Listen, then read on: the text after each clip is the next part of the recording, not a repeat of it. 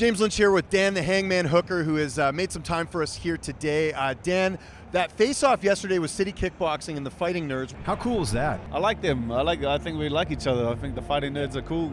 Yeah. They're chill. It's kind of the same. I think both teams have like the same vibe. Like don't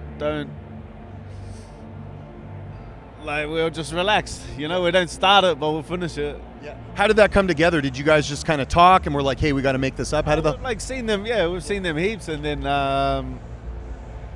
it just kind of happened. But we were just hanging around out back, and then they just kind of fell together. Everyone just thought it would be like a cool, fun thing to do. When are you looking to come back? I know it's been a tough year with injuries and layoffs and all that stuff. Do you have kind of like a targeted return date? Yeah, I'll try to fight probably October, November. I'll be looking to get back out there. So not too far away, just a little bit more rehab on my hand, and then we'll get back to work. Yeah, you got to kind of wait to see how the division sort of unfolds, or is there an opponent you really want to have in that return fight? Hey, when the number one contender is calling your name, that's a good position to be in. So Arman's talking shit. It's like down. Is there anyone in the division that when your career's all said and done, you hope you do get to fight at some point? You fought a lot of legends already, but is there one name at lightweight you're like, I got to fight him before my career's done? I think Max would be cool. That's a really cool fight. Yeah, that's someone I've always wanted to test myself against. So I'll be interested to see how that fight plays out with Dustin and Max. Yeah, who do you think does take that one? I know they fought 2 times already, but context matters, right? Max was a 45-er 4-0 when he fought Poirier in his debut. Second fight was kind of short notice with Max moving up and fighting Dustin the second fight. Who do you got in the third one? I wouldn't have a clue. I know it's a coin flip, right? It's really tough. So that's a real coin flip fight. Yeah, Poirier just seems to have it over on him. Just a little bit more power, a little bit more. Yeah, I'd say that fight's kind of leaning towards Poirier. Yeah, for sure. Did you know it was 5 years ago yesterday that you and Dustin Poirier had your fight? I think someone else did that. That's why. So they're not the only one who does their research. No, that's good. But what do you remember that fight? I mean, that was a war. Yeah. But I lost. So it was close though, right? It wasn't. Yeah, it was a fun one. It was a good fight. What do you make of the division right now? Obviously, Ilya adding to the mix. We're going to see what happens tonight at the time we're recording this. It seems like it's really exciting, even with Islam out of the picture here. You got to be happy about, sort of the fighters that are on the rise in your weight class.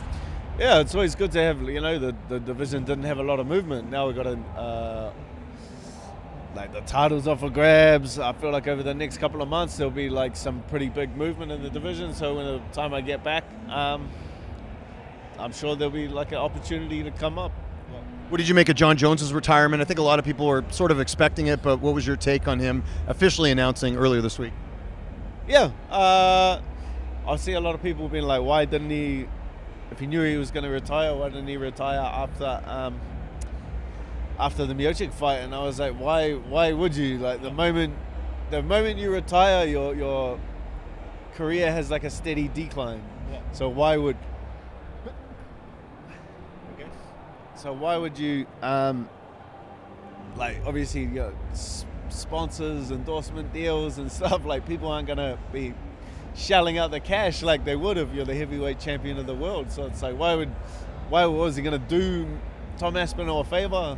It's like, it's not the ultimate friendly charity. It's the ultimate fighting championship, bro. Yeah, it is certainly.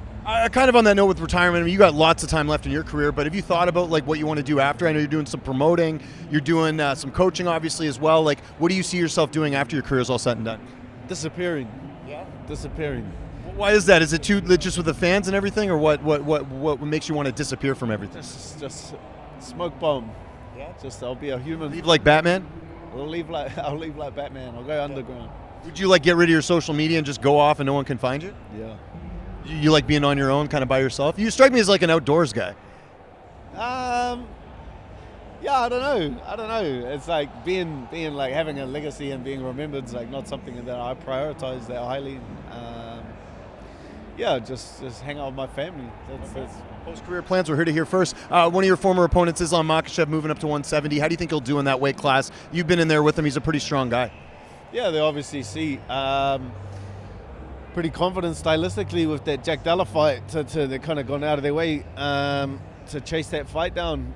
So they obviously see something. I feel like it'll be close, but yeah, that's a big step up. Jack Della's a pretty big boy.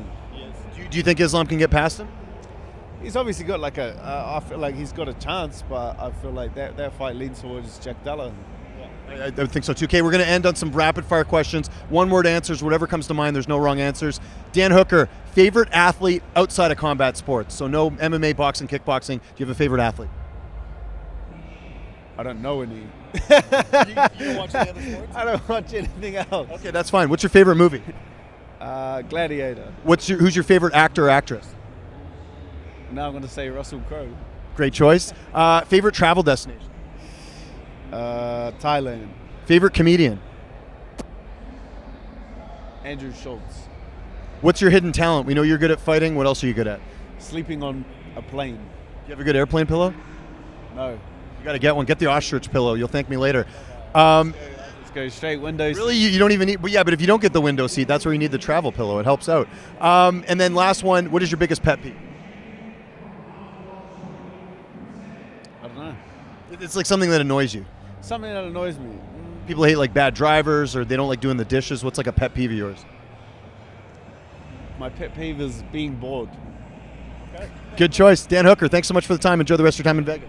Thank you. Yeah, good seeing you, man. Yeah, take care.